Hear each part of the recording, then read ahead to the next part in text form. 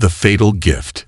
It was a chilly Easter morning in Wiltshire, England, the type where the low-hanging clouds stretched endlessly across the sky, refusing to let the sun break through. Victoria Harding adjusted her jumpsuit, her fingers trembling, not from the cold, but from an unshakable unease that clung to her since she woke up. Normally, skydiving was second nature to her, a rush that she had mastered with over 2,500 jumps to her name. But today felt different. The jump had been a gift from her husband, Mark Harding. He'd insisted she take a break and do something she loved, even though she hadn't jumped in almost a year. Between her 9-month pregnancy and the chaotic arrival of their second child just 5 weeks prior, she had little time for anything but the endless cycle of feeding, diaper changes, and exhaustion. Still, she couldn't refuse. Mark had seemed so eager when he booked the session, and with their marriage feeling increasingly strained, she thought it might be his way of reconnecting. Victoria hadn't been sure about the jump from the beginning. Even as an experienced instructor, she hadn't fully shaken off the physical toll of childbirth. Her body still felt foreign, her strength unsteady. Yet when she expressed her concerns, Mark dismissed them. "You'll be fine, Vicky," he'd said with a warm yet oddly insistent smile. "It's just like riding a bike." Her hesitation grew stronger the night before the jump when Mark abruptly announced he wouldn't be joining her. "Work emergency," he'd explained, barely looking up from his phone. His detachment stung, but she didn't push. It wasn't the first time he had canceled plans at the last minute. Now, as she stood at the airfield surrounded by other divers, Victoria fought to push her unease aside. The weather delays weren't helping. Each time the group was told to wait for the skies to clear, her nerves ratcheted higher. She glanced at her parachute kit, neatly packed and inspected the previous day. Everything seemed fine, but a flicker of doubt crept in. Was she truly ready for this? The weather finally improved enough for a short hop-and-pop jump, a quick dive from a lower altitude, around 5,000 feet, rather than the usual 13,000.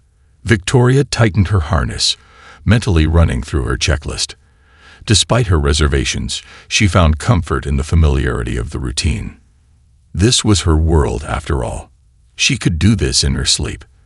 Once the plane climbed to altitude, the jumpers lined up. Victoria stepped to the edge, adrenaline surging as she prepared to leap into the void. She took a deep breath, pushed herself forward, and felt the exhilarating rush of freefall. At first, everything was textbook perfect. The wind whipped against her goggles, and the ground below blurred into a patchwork of green and brown. She reached for the cord to deploy her main parachute, but when she pulled, nothing happened. The lines were tangled. Victoria's instincts kicked in immediately. She had trained for scenarios like this countless times. Staying calm, she attempted to release the snarled lines, but they refused to budge. No matter, she had a backup plan. She reached for the reserve parachute deployment handle, confident it would save her. When the reserve failed to deploy properly, her confidence shattered. It partially inflated, flapping uselessly above her like a shredded flag. Panic clawed at the edges of her mind, but she forced herself to focus. She twisted her body, trying every maneuver she knew to stabilize her descent. The ground rushed toward her at an unrelenting speed, each second a countdown she couldn't escape. Her mind raced through the possibilities. A double malfunction was almost unheard of. The statistical odds were astronomical. How could this happen? There had to be an explanation, but there was no time to dwell on it. She was spinning out of control, plummeting toward the earth at over 60 miles per hour. She braced herself, her last coherent thought a silent prayer for her children. Then everything went black. Victoria's miraculous survival. When Victoria awoke, it was to chaos. Pain radiated through her body, sharp and unrelenting. A fellow skydiver, who happened to be a doctor, knelt beside her, shouting for others to call for an ambulance. She blinked, disoriented, trying to piece together what had happened. The doctor reassured her, but she could barely register his words. Miraculously, she was alive, though barely. Her injuries were severe. fractured ribs, a broken collarbone, a shattered pelvis, spinal fractures, and internal bleeding. Yet, against all odds, she had survived a fall that should have been fatal. The soft, freshly plowed field she landed in had cushioned her impact just enough to spare her life. As Victoria was rushed to the hospital, questions began swirling among the skydiving team. Mark Baton, the chief instructor at the facility, immediately found the situation suspicious. He inspected her parachutes and discovered something deeply troubling. The reserve parachute was missing critical components known as slinks, small but essential links that attached the parachute's lines to its canopy. Without them, the reserve could never have functioned. Baton had seen equipment malfunctions before, but this wasn't an accident. It was sabotage. Mark's disturbing behavior. While Victoria underwent emergency surgery, investigators began piecing together the events leading up to the jump. Suspicion quickly turned to her husband, Mark. His behavior in the days leading up to the incident had been peculiar, to say the least. One of the staff members at the skydiving facility recalled seeing Mark handling Victoria's parachute the day before the jump. He had taken it into a bathroom and spent several minutes alone with it. When questioned, Mark shrugged it off as him being helpful, checking the kit for her. But experienced divers knew better. Tampering with a parachute took precision and knowledge. This wasn't something a novice could pull off by accident.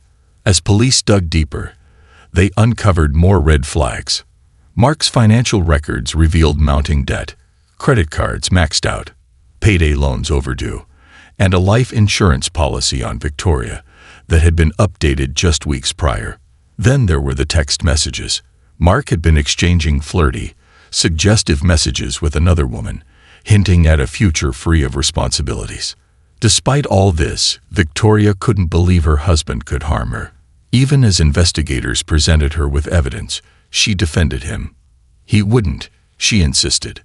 Mark loves me. He loves our family. But doubt began to creep in when she recalled a chilling detail from the week before the jump. A gas leak in their home. The gas leak. Victoria had woken one morning to the overpowering smell of gas filling the house. Mark had been away, claiming he needed to stay at the barracks overnight for work. She thought little of it at the time, chalking it up to a loose pipe. But now, with the police prodding every corner of their lives, she wondered if it had been an accident at all. Had her husband tried to harm her once before? And if so, how far was he willing to go? A web of deception. Victoria's recovery was slow and grueling. Weeks passed in a haze of surgeries, physical therapy, and painkillers that dulled not only her body, but also her thoughts. Lying in the sterile confines of the hospital, she replayed the events of that fateful jump over and over. The memories clashed against the stark reality of her injuries and the shocking revelation that her equipment had been tampered with. Her husband, Mark, was always by her side during visiting hours, his presence a strange mixture of comfort and unease. He brought flowers, held her hand, and whispered reassurances. Yet something about him felt off. She noticed the slight delay in his answers when she asked about the kids, the way his eyes darted around the room as if searching for an escape. "I'm just so glad you're okay," he said one evening, his voice trembling with emotion. But Victoria noticed his hands weren't trembling at all. They were steady, too steady. It wasn't until Detective Alice Grayson visited her hospital room that the cracks in Mark's facade began to widen. Detective Grayson's discovery. Detective Grayson was a sharp-eyed woman in her late 40s, with a no-nonsense demeanor and a reputation for solving the unsolvable. She pulled up a chair beside Victoria's bed, her voice calm but piercing. "Mrs. Harding," she began, "I want you to know we're taking this investigation very seriously. What happened to you was no accident." Victoria nodded weakly. "They told me about the missing slinks. But how? Why?" Grayson hesitated, then leaned in closer. "We've uncovered some troubling evidence regarding your husband, Mark." Victoria's breath caught in her throat. She wanted to protest, to deny the implication, but the detective continued. Your husband recently increased your life insurance policy to a significant amount, enough to pay off his debts and still leave a comfortable sum behind. He's also been in contact with a woman named Claire Morton. Do you know her?" Victoria shook her head. "No, I don't." Grayson handed her a phone, showing her a series of text messages. The messages were intimate, flirtatious, and dripping with promises of a new life together. One text in particular sent a chill down Victoria's spine. "It'll all be over soon. Just wait a little longer." The truth begins to unravel. Victoria's mind raced as she tried to make sense of it all. The Mark she knew, the man who had once stayed up all night assembling a crib for their first child, who kissed her forehead every morning before work, couldn't be the same man plotting against her. When Mark visited later that evening, she watched him closely. Every word, every gesture, felt calculated. "The kids are asking about you," he said, brushing her hair back tenderly. "They can't wait to have you home." Victoria forced a smile. "I can't wait to be home too." But inside, her heart was pounding. She needed answers, and she needed them fast. A clue from the past. Victoria's mother, Margaret, came to stay with her while she recovered. A fiery woman in her late 60s, Margaret had never trusted Mark. "Too smooth," she'd often said. "The kind of man who smiles while hiding a knife behind his back." One evening, as they sifted through old photo albums to distract Victoria from her pain, Margaret paused at a picture of Mark holding their firstborn, Lily. "I don't know what it is," she muttered, "but something about that man has always felt off." Victoria sighed. "Mum, I know you've never liked him, but he's the father of my children. Doesn't mean he's incapable of doing something terrible." Margaret shot back.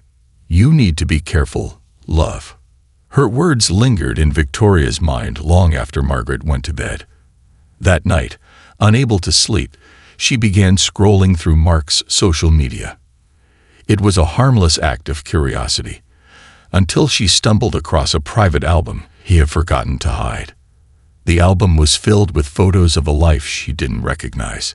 Expensive dinners, luxury cars, and trips he'd never mentioned. In one picture, Mark stood arm in arm with a woman Victoria instantly recognized as Claire Morton, the woman from the text messages. Confrontation. The following morning, Victoria asked Mark to come to the hospital alone. She needed to confront him without the kids or anyone else around. When he arrived, she noticed the faint smell of cologne, one he rarely wore anymore. He sat beside her, holding her hand as if nothing had changed. "Mark," she began, her voice steady despite the storm brewing inside her, "do you love me?" His brow furrowed. "Of course I do. Why would you even ask that?" "Because I found your messages to Claire," she said, watching his face closely. Mark's expression faltered for a split second before he composed himself. "Vicky, I can explain." "Can you?" She interrupted, her voice rising. "Can you explain the life insurance policy? Or how my parachute was tampered with?" His face turned pale. "What are you talking about? I'd never." "Don't lie to me," she snapped, tears streaming down her face. "I trusted you, Mark. I let you into my life, into my children's lives. How could you do this?" For a moment, Mark said nothing. Then, to her shock, he stood up, his expression hardening. "You have no proof," he said coldly. "And even if you did, who do you think they'd believe? A woman who just gave birth, still on pain meds, or me?" Victoria's heart sank. The man she thought she knew was gone, replaced by someone she didn't recognize. But his words ignited something in her, a resolve she didn't know she possessed. A plan for justice. After Mark left, Victoria called Detective Grayson. "He's guilty," she said firmly, "and I'll do whatever it takes to prove it." Grayson listened carefully, her tone supportive but cautious. "We're building a case, but we need more evidence. Are you willing to help us?" Victoria hesitated. The thought of working against her husband, the father of her children, was almost too much to bear. But then she thought about the jump, the tangled lines, the reserve that never deployed.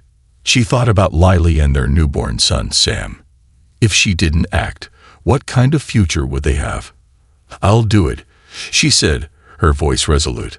"I'll do whatever it takes." The trap. With Grayson's guidance, Victoria began laying a trap. She played the role of the forgiving wife, allowing Mark to believe she was still in the dark about his true intentions. Meanwhile, Grayson planted a hidden camera in their home, hoping to catch him slipping up. It didn't take long. One evening, as Victoria pretended to sleep in the living room, Mark made a phone call. His voice was low, but the words were unmistakable. "It's done," he said. "She's still recovering, but give it a few more weeks, and we'll have what we need. Then we can finally be free." The evidence was damning. Grayson listened to the recording with grim satisfaction. "We've got him," she said. "It's only a matter of time now." The tipping point. Victoria couldn't shake the cold dread that lingered after her confrontation with Mark. His casual denial, the glint of malice in his eyes. It all felt surreal. This wasn't the man she'd built a life with, but a stranger wearing his face. Determined to protect herself and her children, she dove deeper into her role as the oblivious wife while working closely with Detective Grayson. A dangerous game. Mark, ever the charmer, seemed to believe he'd won Victoria over again. He brought her flowers every other day and posted photos of their happy family online. But behind the facade, Victoria noticed the cracks in his composure. He spent more time away from home, his phone glued to his hand, and often spoke in hushed tones when he thought she wasn't listening. "Claire's getting impatient," he muttered one evening, not realizing Victoria had quietly stepped into the hallway. "I told her to trust me. We're so close." Victoria's stomach churned, but she kept her expression neutral. "Everything okay?" she asked innocently, startling him. Mark jumped, his hand instinctively moving to lock his phone. "Yeah," he said, forcing a smile. "Just work stuff. You know how it is." She nodded, pretending to buy the lie. But her mind raced. The pieces of his plan were coming together, and she needed to act quickly. An unexpected ally. The following day, Margaret insisted on taking the kids out for the afternoon to give Victoria some space. Alone in the house, Victoria's thoughts turned to the hidden camera Grayson had installed. She retrieved the device from its spot behind a vent and connected it to her laptop. As the footage played, her hands trembled. Mark's late-night phone calls and secretive conversations painted a clear picture of his intentions. In one particularly chilling clip, he spoke directly to Claire over a video call. "She won't see it coming," he assured her. "Once the insurance payout comes through, we'll finally have the life we deserve." Victoria's breath caught in her throat. She forwarded the clips to Detective Grayson, her fingers shaking. The detective responded almost immediately. "This is solid evidence," Grayson said over the phone. "But we need him to implicate himself in the sabotage. If he admits to tampering with your equipment, we'll have an airtight case." Victoria swallowed hard. "And how do we do that?" Grayson hesitated. "You'll need to confront him directly, under controlled circumstances. But it'll be dangerous, Victoria. Are you sure you're up for this?" She closed her eyes, thinking of her children. "I don't have a choice." The setup. Grayson worked with Victoria to orchestrate a confrontation that would expose Mark's guilt once and for all. They arranged for her to invite him on a romantic getaway to a secluded cabin, one equipped with hidden cameras and microphones. Grayson and her team would monitor everything from a nearby surveillance van. When Victoria suggested the trip to Mark, he hesitated. "Are you sure you're ready for something like this?" he asked, his voice tinged with faint concern. "I need this," she replied, her tone carefully measured. "I need us to feel normal again." He smiled, his guard dropping. "Okay, let's do it." The cabin. The cabin was nestled deep in the woods, its rustic charm masking the tension that hung in the air. As they unpacked, Mark seemed relaxed, even affectionate. He cooked dinner, poured them both wine, and talked about their future as if nothing were wrong. But Victoria noticed the subtle signs of his nerves, the way he avoided meeting her eyes for too long, the way he checked his phone whenever he thought she wasn't looking. After dinner, she decided it was time to strike. "I've been thinking a lot about the accident," she said, her voice soft but deliberate. Mark froze, his wineglass halfway to his lips. "Why would you want to dwell on that?" "Because it doesn't make sense," she continued, keeping her tone even. "The equipment was checked twice before the jump. And yet, something went wrong." He set the glass down, his expression guarded. "Sometimes things just happen, Vicky. You can't control everything." "But what if someone could?" She pressed, her eyes locking onto his. "What if someone wanted it to happen?" Mark's facade cracked for a split second, a flicker of panic crossing his face, before he masked it with a forced laugh. "You're being paranoid. The doctors said the pain meds might mess with your head." "Maybe," she said, leaning back in her chair. "Or maybe I'm finally seeing things clearly." The room fell silent, the tension thick enough to cut with a knife. Mark glanced at his phone, his fingers twitching as if itching to call someone. The breaking point. Victoria stood and moved to the window, staring out at the dark forest. "I just can't stop wondering, Mark," she said, her voice barely above a whisper. "What would have happened to the kids if I hadn't survived? Would they have been okay? Would you?" Mark didn't respond immediately. When he finally spoke, his voice was low and dangerous. "You're letting your imagination run wild." She turned to face him, her eyes blazing. "Am I? Or is that what you want me to think?" Mark stood abruptly, his chair scraping against the wooden floor. "Enough, Victoria. I'm not going to sit here and listen to this nonsense." But she didn't back down. "Tell me the truth, Mark. Did you tamper with my parachute?" His jaw tightened, his eyes darting toward the door, as if considering an escape. "You're crazy," he muttered. "You've always been crazy. And you've always been a liar," she shot back. "But it's over now. I know everything." Mark's face twisted with fury. "You don't know anything," he spat. "You can't prove a damn thing." "Actually," she said, her voice steady despite the fear coursing through her veins, "I can." Before Mark could react, the cabin door burst open, and Grayson's team stormed in. Mark stumbled back, his expression shifting from anger to shock as the officers cuffed his hands behind his back. "This is a setup," he shouted. "You can't do this." Grayson stepped forward, her face unreadable. "We have enough evidence to convict you, Mr. Harding. Your wife just gave us the final piece of the puzzle, the aftermath." As the officers led Mark away, Victoria sank into a chair, her body trembling. Grayson placed a reassuring hand on her shoulder. "You did the right thing," she said. "Your kids will thank you for this one day." Victoria nodded, tears streaming down her face. She had survived Mark's betrayal.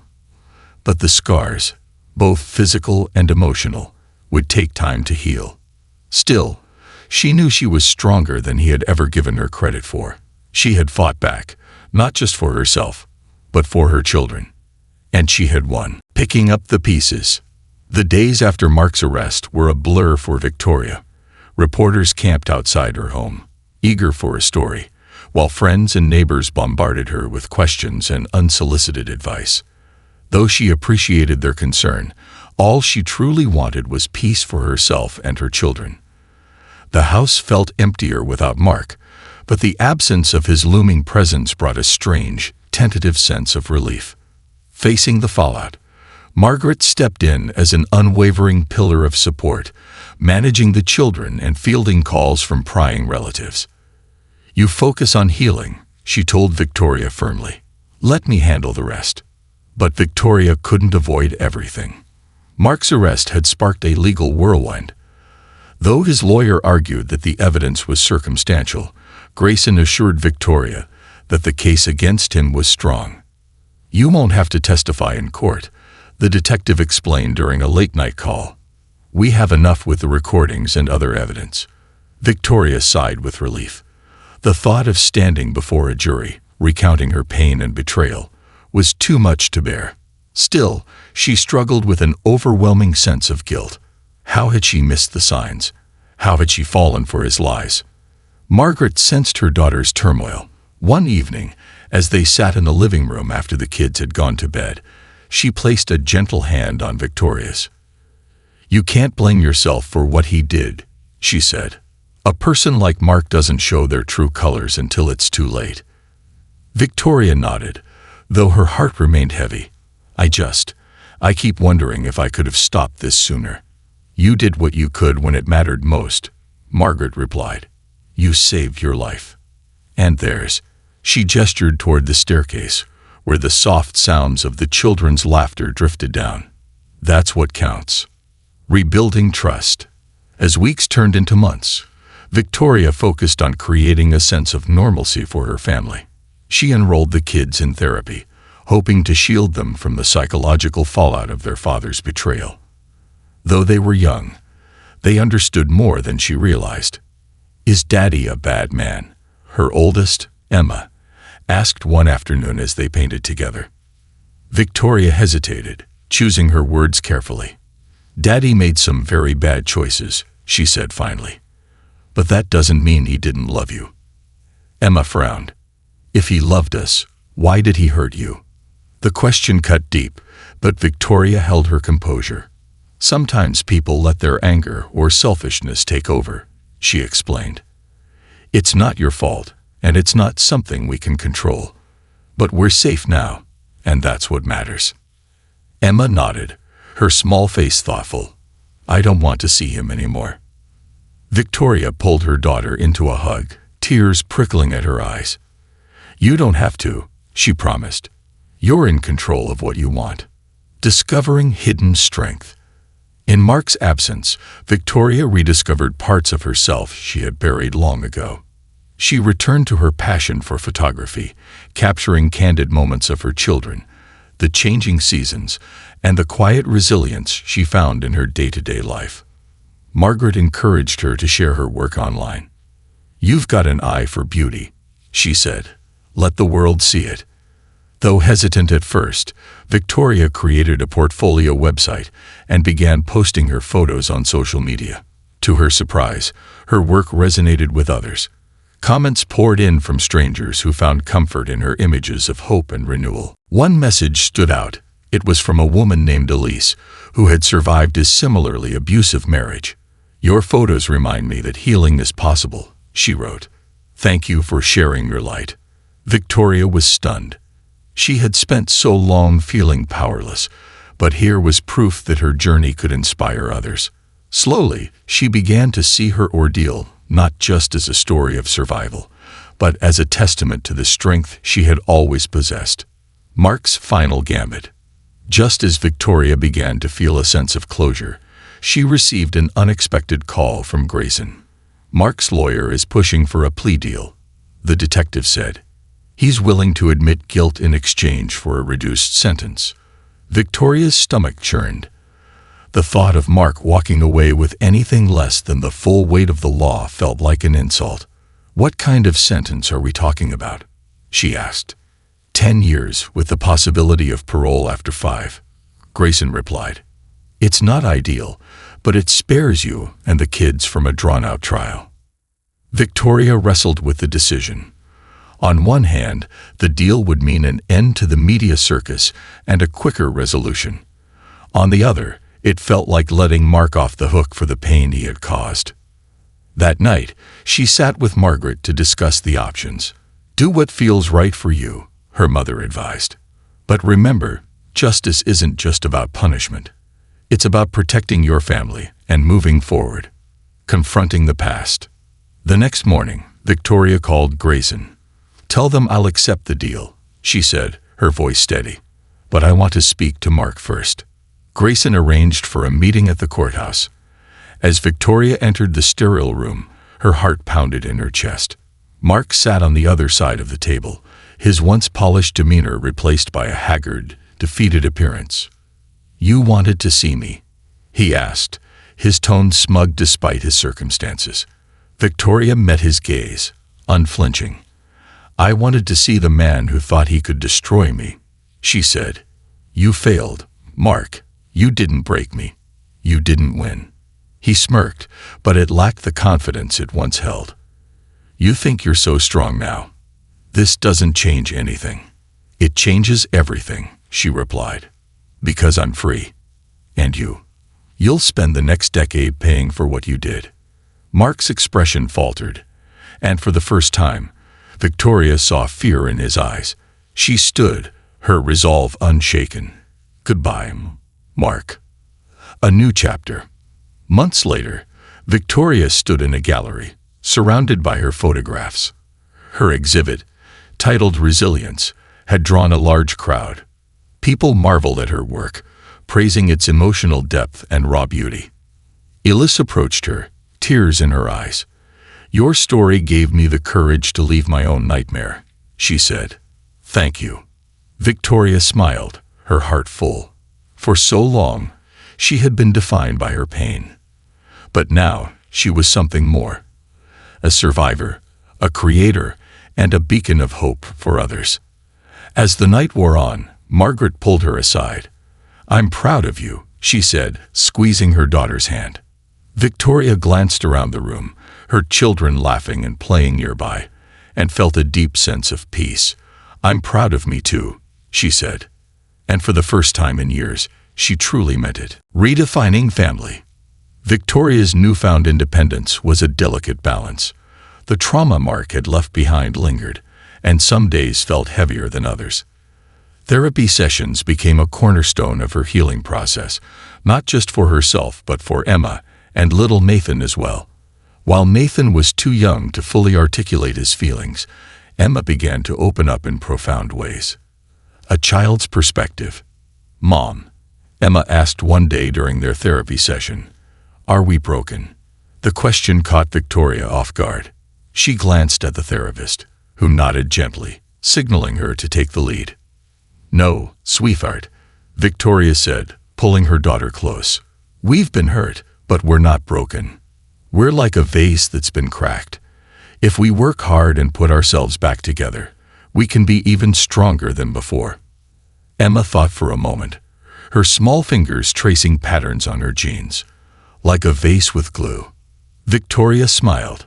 Exactly. And sometimes the cracks make it more beautiful. The therapist interjected. That's a wonderful analogy, Victoria. It's called kintsugi, the Japanese art of repairing pottery with gold. The idea is that the damage becomes part of the story, not something to hide. Emma's face lit up. Can we make golden vases too? Victoria laughed, feeling a warmth she hadn't experienced in months. We already are. Reconnecting with community. The support Victoria received from her local community was overwhelming.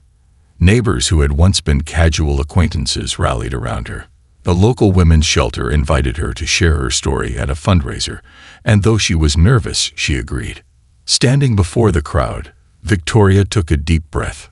For years, I lived in silence, believing that my pain was something I had to bear alone, she began. But I've learned that speaking out is a powerful act. It's how we take back our lives. Her words resonated deeply, and by the end of the event, dozens of women approached her, sharing their own experiences. Some hugged her, others simply said, "Thank you." Victoria realized she wasn't just healing, she was helping others heal too. Margaret's quiet strength. Margaret's role in the family's recovery couldn't be overstated. She took on a dual role as a grandmother and co-parent, often stepping in when Victoria felt overwhelmed. But Margaret had her own journey to navigate. One evening, as they sat on the porch sipping tea, Margaret shared something she had never told Victoria. I stayed in a bad marriage for too long, she admitted, her voice heavy with regret. Your father, he wasn't a good man either.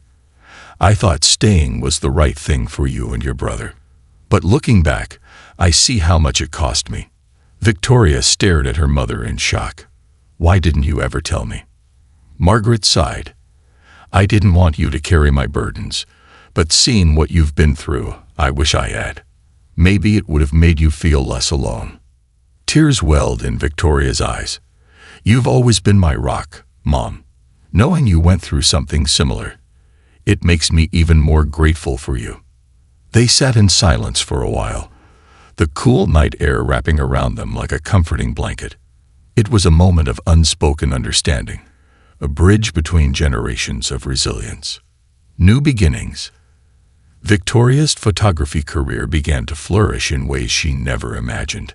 Her resilience exhibit caught the attention of a prominent magazine editor, who commissioned her to document stories of survival and strength from across the country. Though the opportunity was exciting, it also posed a challenge. The work required travel, and Victoria worried about being away from her children. Margaret, ever supportive, stepped in. "We'll manage just fine," she said. "This is your time, Victoria. Don't let fear hold you back." Emma chimed in, her voice full of determination. "Go, Mom. You're like a superhero with a camera." Victoria laughed, her heart swelling with pride. "Okay, but only if you promise to send me lots of pictures and updates." Confronting old demons. Despite the progress she was making, Victoria knew she couldn't fully move forward without addressing the lingering fear Mark had instilled in her. Though he was behind bars, the memory of his voice, his anger, still haunted her. During one particularly intense therapy session, her therapist suggested a role-play exercise. "Imagine Mark is sitting across from you," she said. "What would you say to him?" Victoria hesitated, her hands trembling. But then she closed her eyes and took a deep breath. "I would tell him that he doesn't control me anymore," she said, her voice growing stronger with each word.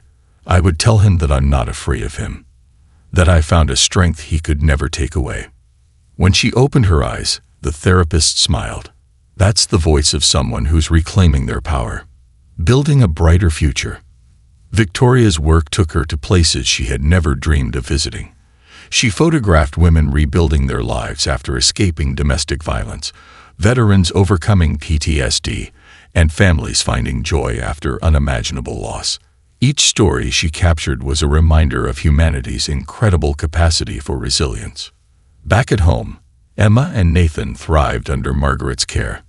Emma excelled in school, joining the art club, and proudly displaying her drawings around the house. Nathan, still too young to understand the complexities of their family's journey, brought laughter and light to their days with his boundless energy. Victoria made it a point to stay connected, calling every night to hear about their adventures and sharing her own. "I met a woman today who started her own bakery after leaving an abusive marriage," she told them one evening. "She said it's never too late to follow your dreams." Emma's voice piped up. "What's your dream, Mom?" Victoria paused, smiling to herself. "My dream is to show you and Nathan that we can overcome anything, and to make the world a little brighter with every photo I take." A surprise opportunity. One day, while Victoria was working on a photo series about survivors, she received an unexpected email. It was from an international humanitarian organization that had seen her work. They wanted her to join a team documenting stories of hope and resilience in refugee camps. The opportunity was thrilling, but it came with challenges. It would mean longer trips away from home, and she worried about how the kids would handle her absence. Margaret, ever the voice of reason, offered her perspective. "You've built something incredible, Victoria. Don't let guilt hold you back. The kids are proud of you, and so am I." After much deliberation, Victoria accepted the offer. It was a chance to use her art to make a difference on a global scale, a chance to turn her pain into purpose. Closing the chapter. On her last night at home before leaving for her first international assignment, Victoria gathered her family in the living room. They laughed, shared stories, and ate their favorite homemade pizza. As the evening wound down, Emma handed her a drawing. It was a picture of a vase with golden cracks, surrounded by blooming flowers. "This is us," Emma said proudly. "We're stronger now." Victoria hugged her daughter tightly, tears streaming down her face. "Yes, we are," she whispered. As she boarded the plane the next day, Victoria felt a sense of peace she hadn't known in years. She was no longer defined by her past. She was a survivor, an artist, and a mother determined to create a brighter future for her family. Mark had tried to break her, but in the end, she had emerged stronger, her cracks filled with gold.